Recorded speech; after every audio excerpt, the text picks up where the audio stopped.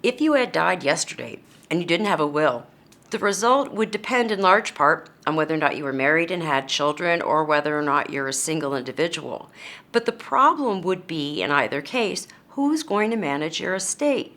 A will is the device that everyone uses to identify an administrator. In Washington, we call that person a personal representative. And that individual has to be appointed by you in a will. If you die without a will, someone is going to go to a court and ask to be named to administer your estate, but that process will be more expensive and it will take longer because you didn't leave a will, and so the estate administration will be subject to court oversight.